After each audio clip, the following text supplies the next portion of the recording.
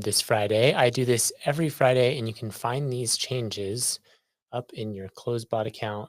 If you just click on this megaphone, you'll see every week for the past weeks we've done these. Click see all changes, and you can see all of them here. So if you're feeling lost with all the updates, that's a good place to go. Now, that being said, the updates for this week are right here. HubSpot is live for everyone. If you have clients that you have been dying to build for that are in HubSpot, you can now do that.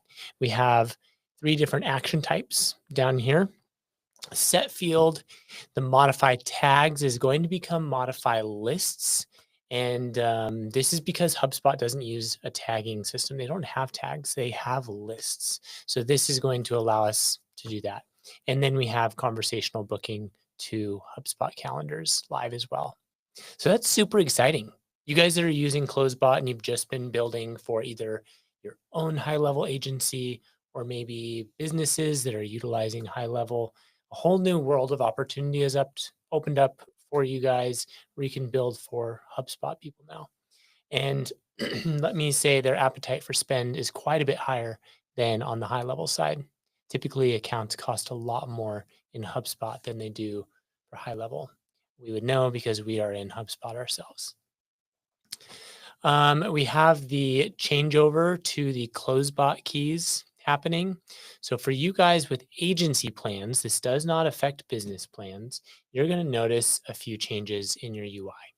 This AI providers page is going to go away entirely. There's no way with our change coming Sunday night for you to put in your own API keys for the AI providers, nor your client's API keys. So things to keep in mind. If you've come in here and you've set up your agency rebilling and you were rebilling on tokens, or you put in your client's API key for OpenAI or Anthropic or others, that's not going to do anything anymore.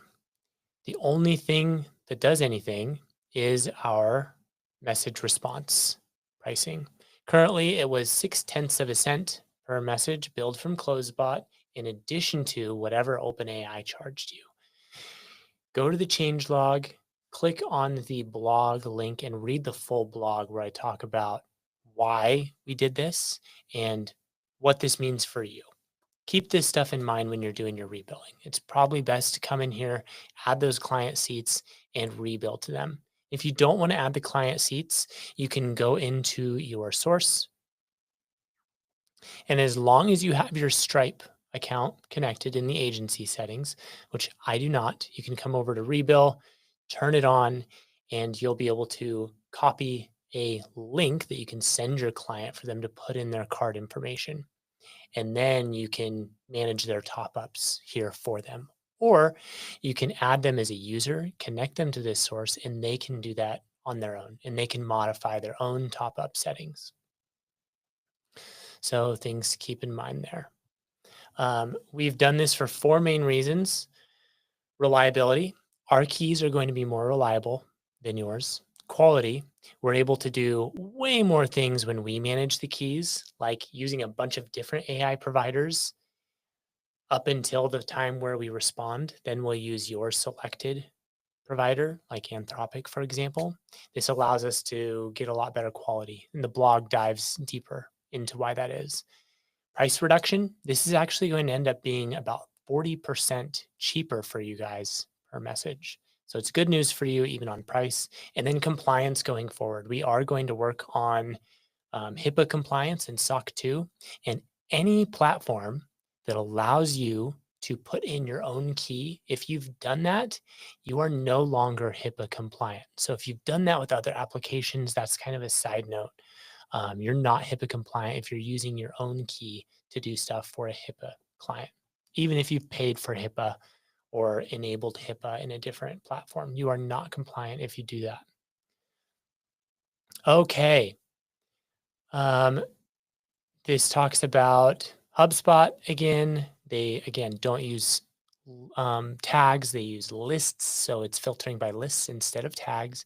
And then we have the HubSpot channels, including custom channels. That's really common in HubSpot to use a custom provider for, say, SMS.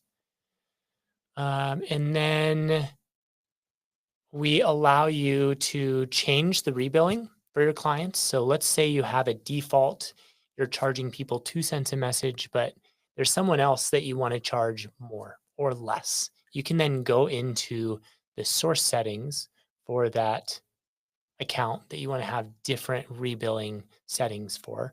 This will look different for you. Again, I don't have my Stripe plugged in to rebill because I'm not an agency myself, but you'll see a section that allows you to change the rebilling for a specific source away from the default settings. You'll also see when you turn on the toggle for rebilling, this will be live Monday. You can choose to either create a new Stripe customer in your Stripe account or select an existing Stripe customer. A lot of you guys have customers that are already customers of yours. You enter them into CloseBot and you would love to just pull in that existing card information, and you'll be able to do that with this update. Select the existing Stripe customer and all their card information's in there so you don't have to collect it again. So what is next for CloseBot? We have quite a bit in store for us still in Q4. We are doing a cleanup phase this next week since it's Thanksgiving, a US holiday. This upcoming week, the team's going to focus just on cleanup on the front and back end. And then the week after that, we start a sprint in the builder, so heavy builder stuff. This will include things like copy and paste, undoing, going back to previous versions of your job flow and republishing those, and a mini map, all kinds of things in the builder, as well as adding Instantly as a new source type for you to automate your emails via cold outreach through Instantly.